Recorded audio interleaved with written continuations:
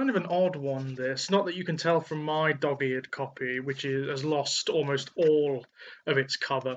But this is Galilee by Clive Barker. This is very, very like the books of the art, one of the unfinished mythologies in Barker's back catalogue. This was originally intended to be a two-parter, this book and a follow-up, which may or may not have been written, certainly in first draft form, but I doubt very much will ever see the light of day for numerous reasons, which we will go into.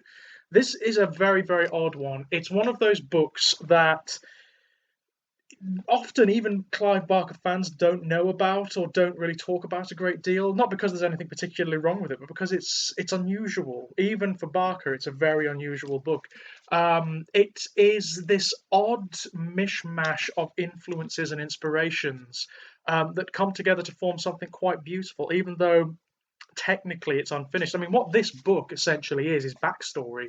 It's a mythology that frames a narrative that ultimately hasn't happened yet and probably never will, but works very well as a narrative in and of itself. It's a very unusual piece of work in that regard. It's not quite as, say, metaphysically florid as the likes of Weave World or of Imagica. It's not trying to say as much or as forcibly as those books are. But what it is very much a derivative of, or a further extenuation of Barker's particular preoccupations at this time, in this period of his life. Just like the books of the art, just like Cold Heart Canyon, Barker is still very much a British immigrant in the USA at this point, and he still seems to be finding his feet. He still seems to be kind of in love with the contradictions, the culture, the unspoken history, the mythology, the innate hypocrisies that you find in any given culture, but which are made overt when you come from outside of that culture into it.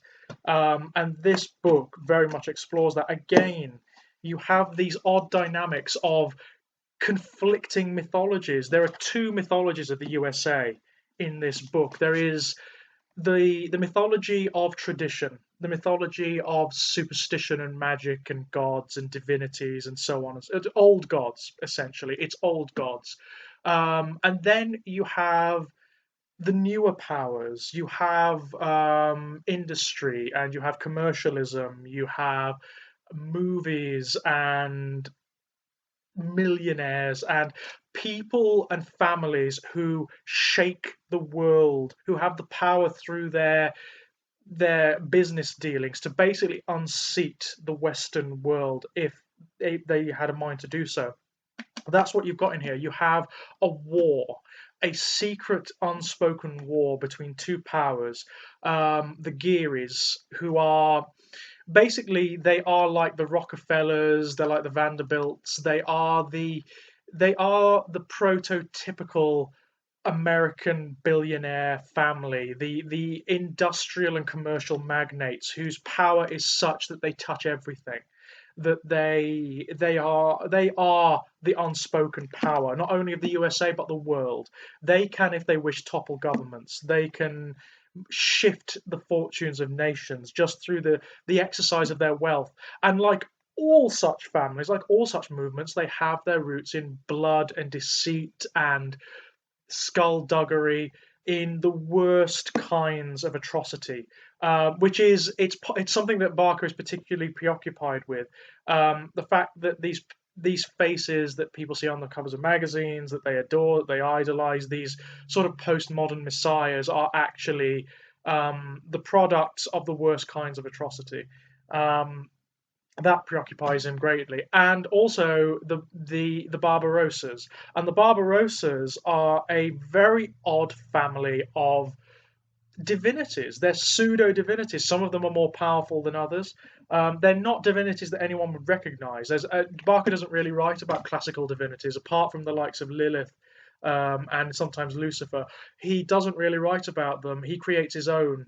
And the Barbarossas are they're not elemental powers in the same way that a lot of other divinities are. They are all people who were once human, all of them are, but have through various means found their ways to a state of abstraction. In that, as well as thematically, there is a very particular link between this book and the books of the art. In fact, given the style and the way this is written, they could exist in the same universe quite easily. You could have some interplay between these two, just as you could have some interplay between this mythology and that of Hellraiser and that of Nightbreed. I mean, if Barker wanted to, he could create his equivalent of King's The Dark Tower.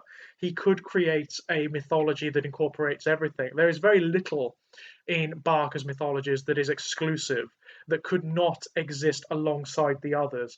The only one I could think of is probably Magica, because that is so expansive. It is the uber mythology, and it sort of sweeps away all others. We'll talk about Magica later, by the way.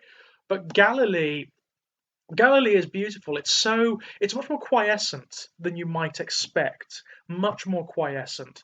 It is written in the first person from the perspective of one of the Barbarossas, one of the sort of lesser sons of the Barbarossas. He's sort of like a bastard son. He's not exactly a divinity. He's not exactly human. He doesn't really have any particular divine qualities, other than he has the capacity to see things. He can witness and dream events that have happened or that are going to happen or that are happening now.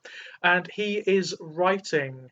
His name is Maddox Barbarossa, and he is at the beginning of the book. He's crippled. He can't walk, and he is consigned to his rooms in this beautiful house in the middle of the Louisiana bayous called L'Enfant, the child. And he is charged with writing the history of the Barbarossas and the Gearys before the war which is building occurs, because he has a premonition that they're not going to survive this, that this may be the end of the Barbarossas for all of the power that they exercise, particularly the matriarch, Caesarea. Caesarea is the matriarch of the Barbarossas and the last legitimately divine of their line, and she is phenomenally powerful. She's very much a proper divinity. She's distant, she's ambiguous, she's mercurial, and quite frightening. Um, the others are very human, despite whatever capacities they exercise. They are very human indeed, and they're nothing. They do not have the power. They do not have the raw influence that the likes of the Gearys exercise. They just don't have it. So they're on the hot foot. They know the Gearys are coming for them. They just don't know how, in what capacity, and they don't know how to defend themselves. They don't have the means anymore. So it's almost like the last gasp. It's a very melancholy book in that regard. It's Maddox exploring how the Gearys and the Barbarossas first came together, and how the enmity between them developed. It's very beautiful, very quiescent, and very character driven for something that is so densely mythological. I mean, it has its roots in the American Civil War. The Geary family has its roots in the American Civil War. So there's a lot of history, there's a lot of bloody, unpleasant history in this book. It's very personal. It's very personal. It's very character driven. It is not driven by its mythology as such, or even its themes. The characters are what drive it, and they're all interesting. Even the Gearys, who, I mean, it's clear which side Barker is on in this book. It's clear that he is on the side of the divinities. He is with the Barbarossas, full stop. The Gearys, he fucking hates. He fucking hates them for who they are. He hates them for what they represent. And who they are and what they represent is Donald Trump. They are Donald Trump, and they are privilege, they are power, they are influence without having earned it. They are inherited power and influence and privilege. They are spoiled children in the bodies of men who have the power to make every fantasy, every perverse, morbid fantasy they want come true, and who just do it. They are insulated against reprisal. They're completely insulated against any reprisal. They are the injustice of the USA, of the Western world, writ large. They are the most awful elements. But even given that, the two members of the Geary household that this most closely focuses on, which are the two the two heirs of the Geary fortune. They are the two brothers who are ultimately going to inherit the family empire. They are terrible people. They're terrible people. They are perverse, they're entitled, they're selfish, they're not very smart, they lack empathy, they're basically psychopaths.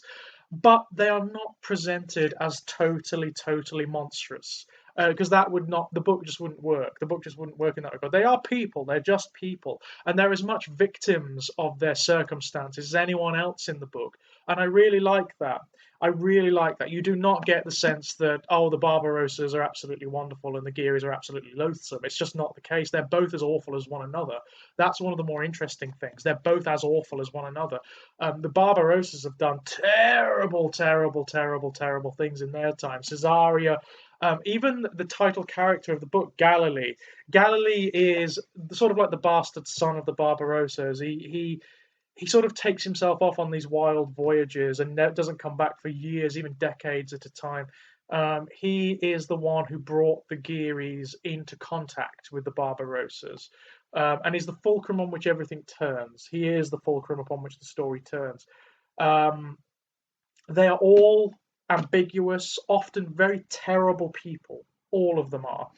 Um, and it explores that unambiguously. You get warts and all in this. You get to see who these people are, and that makes them much more interesting than if it was just a case of good guys versus bad guys. It just isn't that. It's a war for the collective soul of the USA in the same way that the books of the art are. But this is more. It's more grounded in reality, I suppose. You don't get a war between two metaphysics here. You get a war between metaphysics and between commercialism and industry and inherited influence and the dream of power, the petty, pathetic dream of power that is money and politics, which Barker has nothing but contempt for.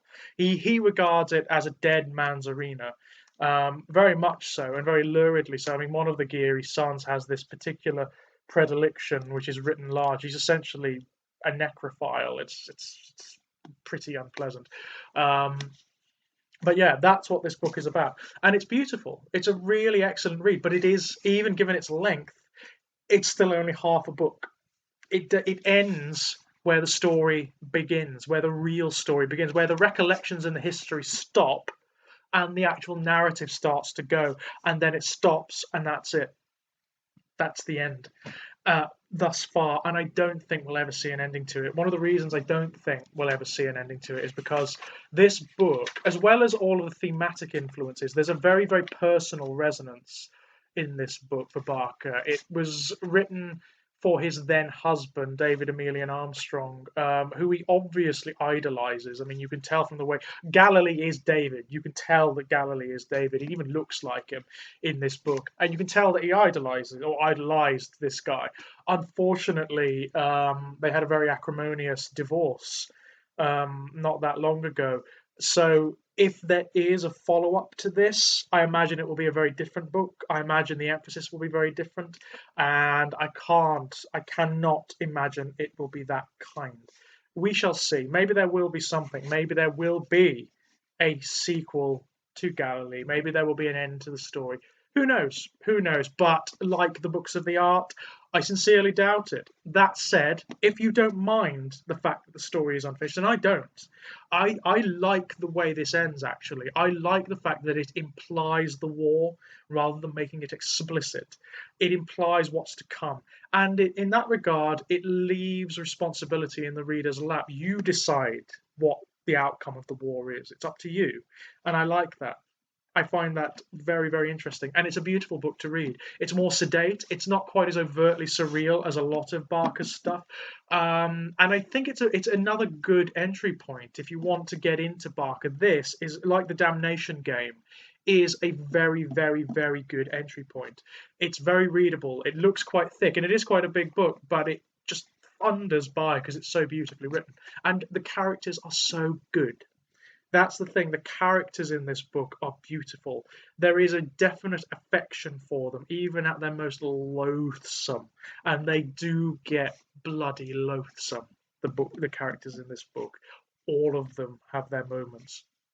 Well worth a read. Next up, I think. I've been skirting around the issue for the longest time, but I think it's got to be the big one. It's got to be Imagica next, which is it's a tall order. It's a tall order. That one's going to give me jip, I can tell you, because Imagica Well, we'll talk about it when we get there. Imagica next, ladies and gentlemen.